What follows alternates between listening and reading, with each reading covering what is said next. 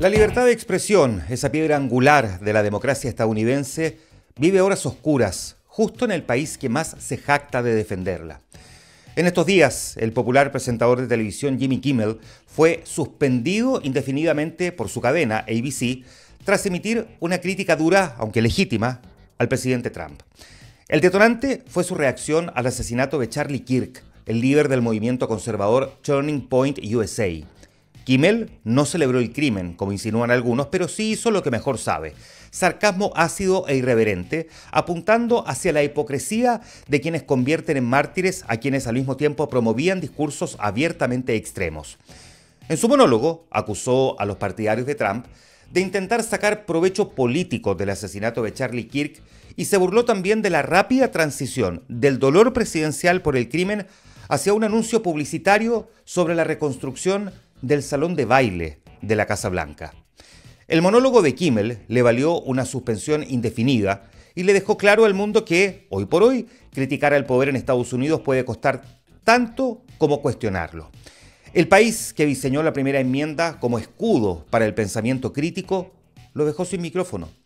La primera enmienda se supone que garantiza varias libertades fundamentales. Incluye, por ejemplo, la libertad de religión, que a todo esto prohíbe el establecimiento de una religión oficial en Estados Unidos, y también la libertad de expresión y de prensa. El mismo país que defendió hasta el hartazgo el derecho de Charlie Kirk a decir que las armas, por ejemplo, deben estar en todas las casas, que los inmigrantes deben ser deportados en masa y que las mujeres no tienen derecho a decidir sobre sus cuerpos. Todo eso se defendía con un solo argumento: la libertad de expresión. Por eso Kirk podía decir lo que pensaba. Kimmel, al parecer, no entró en esa categoría. Y la paradoja no termina ahí. En la misma semana en que se silencia a un comediante, Donald Trump demandó al diario The New York Times acusándolo de mentir y por perjudicarlo durante años. El presidente, que alguna vez gritó que los medios eran el enemigo del pueblo, exige ahora que se revoquen las licencias de los canales que lo critican. El mismo presidente, que hace años se indignaba por la cultura de la cancelación, hoy busca cancelar a medios y periodistas y sugiere que cadenas críticas hacia su gobierno debieran perder sus licencias. ¿Y los defensores de la primera enmienda? Silencio. O peor, aplausos. ¿Se acuerdan cuando se burlaban de las dictaduras que cerraban radios o expropiaban diarios? Bueno, el populismo Made in USA también sabe censurar, solo que lo hace desde la legalidad y a veces también con la autocensura empresarial. Mientras tanto, otro personaje televisivo muy famoso en Estados Unidos, Brian Kilmeade, figura estelar del canal Fox News, pidió abiertamente ejecutar a personas sin hogar con enfermedades mentales. En vivo, sugirió aplicarles inyección letal involuntaria o algo, simplemente mátenlos, dijo. Pocos días después, 13 indigentes fueron baleados en tiroteos separados en Minneapolis. Kilmeade sigue al aire y Fox ni siquiera condenó sus palabras. ¿Consecuencias? Ninguna. Ahí sigue, todas las noches, con su micrófono intacto. Se disculpó luego por sus palabras, pero lo que dijo, lo dijo, y no hubo consecuencias. La diferencia es que lo hizo en el canal favorito del presidente. Esto no es una defensa de Kimmel. De hecho, muchos se incomodaron o derechamente se enfurecieron con su monólogo. Como también a muchos les indignaba el discurso de Charlie Kirk, el fundador de una de las organizaciones ultraconservadoras más influyentes de los últimos años. No, esto se trata de otra cosa. Es una advertencia. La libertad de expresión, como muchas otras libertades, está quedando al servicio del que gana, o peor aún, del que impone. Lo más grave no es solo que un programa de sátira política salga del aire, es por qué sale del aire. Es que el mismo país que defendía el derecho de alguien a gritar barbaridades, ahora cancela a quien grita ironías. Una historia triste en un país que vive también otra profunda contradicción en sus libertades. Charlie Kirk fue siempre un acérrimo defensor de la segunda enmienda, la que permite tener armas, y murió a manos de alguien que gozó de esa libertad. El derecho que tanto defendió fue el que, de alguna manera, facilitó su asesinato. ¿Ironía? No. Tragedia. Una tragedia que no puede justificarse ni con la violencia, ni con la censura, ni con el oportunismo político de quienes hoy festejan una muerte o celebran una cancelación. Pero sería ingenuo pensar que este es un fenómeno exclusivo de la derecha. Del otro lado del mundo, las dictaduras de izquierda no se quedan atrás. En Nicaragua, Daniel Ortega silenció a más de 80 medios de comunicación en los últimos 3 años. En Cuba, los periodistas independientes son detenidos, vigilados o forzados al exilio. En Venezuela, ni hablar. El chavismo cierra estaciones de radio como quien borra un archivo en su escritorio. Y en China, basta con publicar una caricatura para perder el trabajo, la libertad o ambas cosas. La diferencia es que en esas latitudes la censura es oficial. En cambio, en Estados Unidos la censura se viste de decisión editorial, de presión corporativa, de normas de convivencia.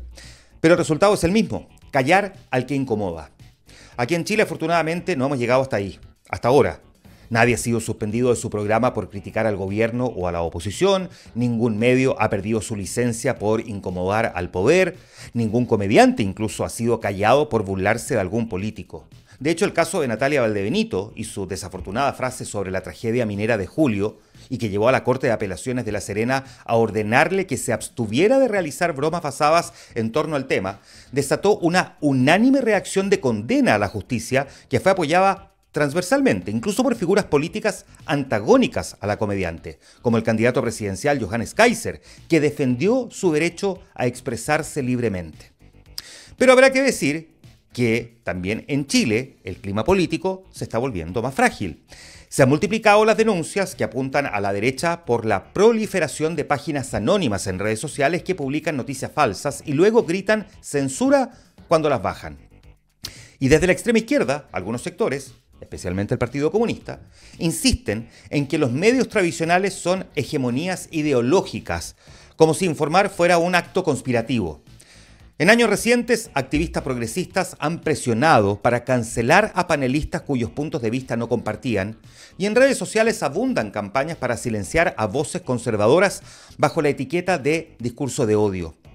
Si bien es crucial combatir el odio, la cultura de la cancelación indiscriminada en algunos espacios ha contribuido a la idea de que la libertad de expresión es negociable según quien hable. Chile por ahora está lejos del preocupante fenómeno norteamericano, pero ojo, porque el Congreso tramitó una polémica ley mordaza, impulsada por legisladores de varios partidos, que pretendía penalizar con cárcel a periodistas por divulgar información de investigaciones judiciales en curso. El solo hecho de que surja una especie de convergencia entre políticos de derecha e izquierda para amordazar a los medios frente a escándalos de corrupción es un síntoma que no podemos ignorar. Chile ya cayó 17 puestos en el índice de libertad de prensa, hoy ocupa el lugar 69. Estados Unidos ha caído al puesto 57 de 180 países en ese mismo índice mundial de libertad de prensa, su peor posición histórica. Por eso es tan importante mirar lo que está pasando en Estados Unidos. La polarización política ha convertido a la prensa y a la libre opinión en campos de batalla ideológicos. Estamos ante un panorama en el que el gobierno de Estados Unidos actúa con los reflejos de un régimen autoritario, castigando al mensajero en lugar de responder al mensaje. Hoy es Kimmel, mañana puede ser cualquiera. Porque cuando se permite que se silencie al que piensa distinto, se abre la puerta para que mañana se silencie al que piensa como nosotros. La libertad de expresión no es solo defender al que nos gusta, es sobre todo proteger al que nos molesta. Porque si dejamos que los que piensan igual definan los límites del discurso, vamos a terminar todos hablando solos. La libertad de expresión está en jaque.